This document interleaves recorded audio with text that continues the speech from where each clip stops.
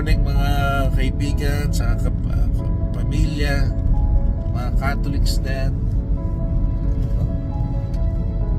Hindi ko maintindihan. Alam ko naman lahat tayo makakasalanan, pero lahat may sarili pag-iisip. Pero hindi dapat yung pong ipagsaalang-alang ang kaligtasan o salvation nyo dahil sa kultura o sa nakasanayan. Kasi po ang pagsamba sa Diyos-Diyosan ay nasa 10 utos yan na dapat huwag mong gawin. Mga nasa top 2 nga yan top 3, top 1 na hindi mo kailangan ng imahe o ng something that you can touch, that you can see, to praise and pray to God. Sabi nga dito sa Exodus chapter 20 verse 4 to 6, ang sabi dyan, thou shalt not make unto thee any graven image or any likeness of anything nasa langit, nasa lupa at nasa ilalim ng dagat.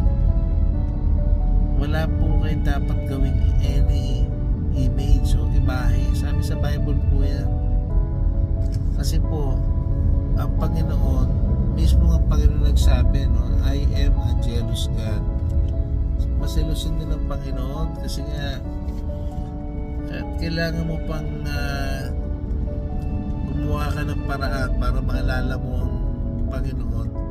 Gumawa ka ng Nazarene na rebulto, gumawa ka ng maliit na rebultong bata na Panginoon. Hindi nga po yun ang dapat mong gawin as a Christian, as a religion. Lumalabas po na yung pagiging deboto mo sa pagiging Katoliko is nagiging kulto. Kasi yung Biblia na sinusundan nyo ng Katoliko is pinagbabawal mismo yung pagsamba doon. Yun ang ginagawa dahil nakaugalian. Alam niyo po, ginagawa ng negosyo ng simbahang Katoliko yung mga rebulto na yan. No? Yan ang talagang reality. Hindi po ako 100% na napaka perfect sa sabihin mo yung 10 commandments mo perfect. Hindi po.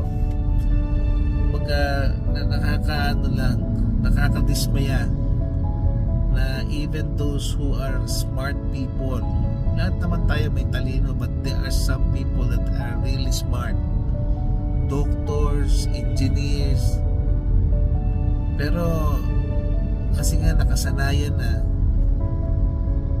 hindi na nila ina-analyze yung mga bagay na dapat pinagtutuunan ng pansin. Kasi po yun yung afterlife. Ang result kasi ng action mo dito sa mundo is may afterlife. If you're a Christian, you believe in heaven and hell. Pero if that is only your belief na you have to do good things para makapunta sa langit, but you have to follow the 10 commandments. Diba? Yan nga yung sabi sa Bible eh. And then part of it, yun nga, is you cannot bow down or paglingkuran ang mga gawang imahe, gawa ng tao.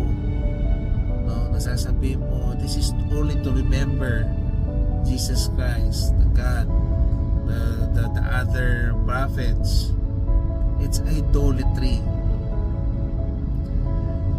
It's mismo ang Bible na nagsabi na you don't have that, you don't need that. Sabi sa John 4:24, God is a spirit, and they that worship His must worship Him in spirit and in truth. Diba? Napakalinaw niya, no? God is spirit. At kung doon sa mga sumasamba sa Kanya, dapat sambahin siya sa espiritu at katotohanan. Bible nagsabi niyan. Hindi naman sinabing God must be worshipped using a graven image. using a statue to remember. Hindi eh.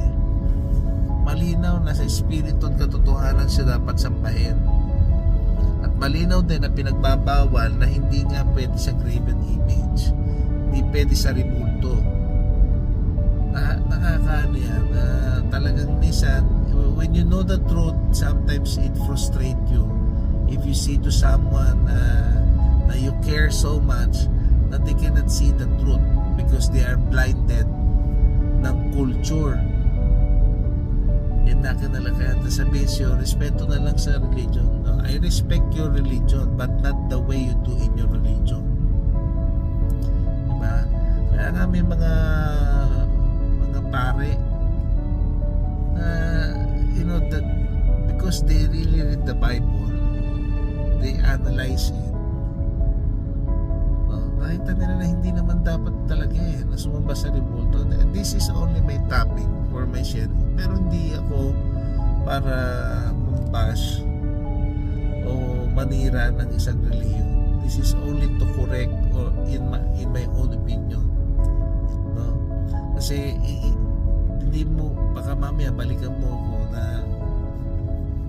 that is only one sin, no? Sa Ten Commandments, ang dami mong titignan doon na sin. And I'm not perfect. You're not perfect. Everyone is not perfect in this world. The moment you were born, you're a sinner already. Pinanganak ka dahil ang mga kanunuluan natin ay nagkasala, nagsimula kayo matanda hanggang ngayon. And you are only saved because of your faith. No, sabi sa book of Paul, because of your faith, because of Jesus Christ died on the cross. If you're Christian, you'll believe that. Nothing more, nothing else. No? And then the second step after you become a Christian, you believe, you have faith, definitely you're saved. The next step is yung sa book of James na sinabi na you have to live with your faith. Pag sinabing live with your faith is kaduksong na dun yung mga good works, no? And your purpose, no? Na like this is the Christian's purpose. Even you're living in sin, you have to share,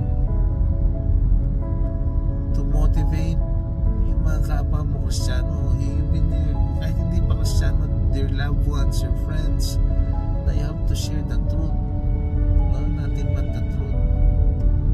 So napaka-importante po, sana po makatulong tong video na to na makapagpa-open ng mata ng mga kamag-anak o kaibigan ko na Katoliko, na if you really want to talk to God, if you really want to be saved, no, you don't need any statue or engraven image. Hindi mo kailangan yan. No, that's idolatry. Okay, that's only one sin, no, na talagang hindi sa small sin, it's actually big sin. Big sin siya. Kahit sinabi sa Bible yung maliit o malaking kasalanan is still sin, but that is a big sin, na talagang ang tao sa mundo are being fooled, being scammed with this kind of culture. Bata ko, yung lola ko, kada uwi ng galing Amerika, bili ng rebulto, iwanan, sirain yung rebulto namin kasi hindi naman kami Katoliko eh. Pagbalik, bili na naman, diba? Sana yung biniling rebulto, you have spent that money to share sa mga nangangailangan talaga. And then while giving that money dun sa nangangailangan, share the truth, share God, diba? There's a lot of good works that pleases God. And you know, pagiging deboto mo sa Katolik, sa Not the Catholic, the statues, the idolatry. Alam mo, ang Katoliko, that's already a good, that will be good kung wala ng revolto. Imagine yung mga priest, they really want to be like Jesus Christ, like in the image. Kaso nga lang, isa pa yan na ano, diba, na what they call this issue o concern sa Katoliko. Bakit pag pari ka, you cannot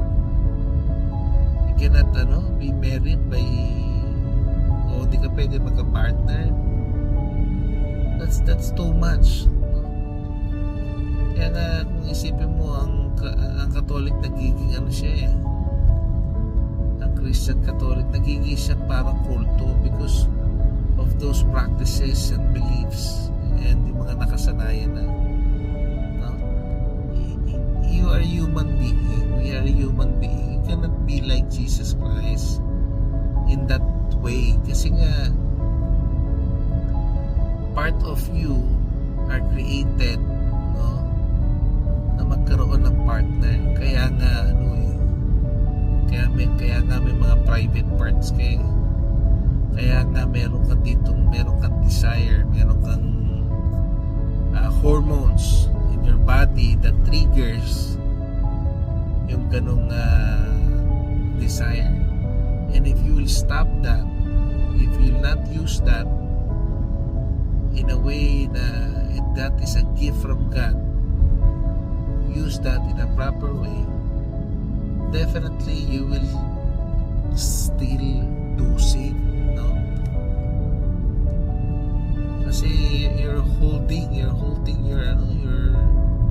the needs of your body in terms of, you know, having intercourse with your partner, with your wife or husband. So these are things na talagang you really have to consider.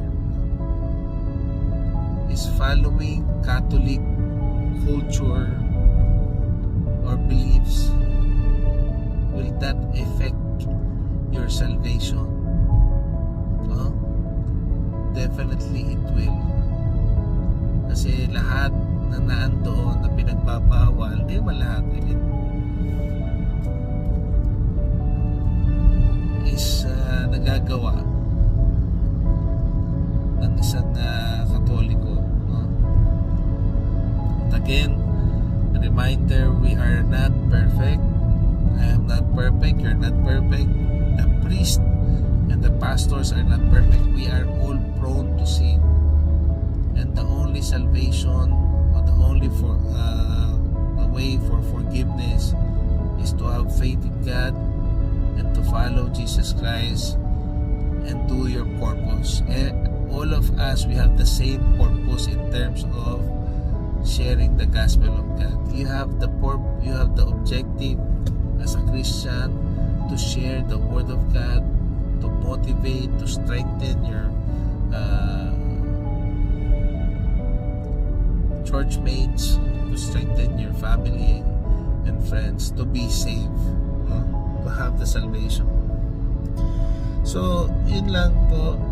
Hopefully this dapat short video lang lumalim na. Ayun nga, hopefully matanggal nyo na po sa katawan lupa nyo yung paniniwala ng pagsamba sa remulto. Wala naman sa Bible po yan na sumamba ka. Pinagbabawal pa nga po sa Biblia. You have to open your mind. If you will become devoto sa Catholic, that's fine, but make sure you look at the Bible. You have to be Bible-based, hindi tayo human-based, no? Pag narinig mo, susundin mo. Dapat may evidence, no? Yung sinasabi na ibang tao na hindi, ayokong maging Kristiyano, ayokong maging ganito, ayokong maging ganyan, kasi walang ebidensya. Hindi po.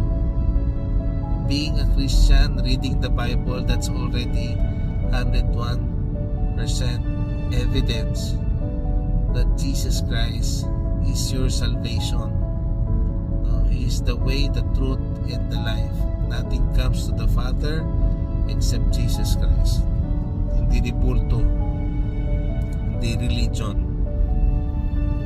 hindi pwedeng angkas papuntang langit. Sobrang ganda ng pamumuhay ng magulang mo. Ikaw ang anak, siya punta sa langit, sama ka. Hindi ganon. Kanya-kanya tayong haharap. No? You will get what you deserve. Okay? Yun lang po. Maraming salamat. Kung matapos mo tong video na to, assess yourself. Let's assess ourselves. Nothing is perfect in this world. Only Jesus Christ. You will become perfect when you die. You go to heaven. That's the time you're gonna be perfect. No? Alright? God bless you, and tuloy ka sa Panginoon. Don't mess your mind. If you sin, that's fine.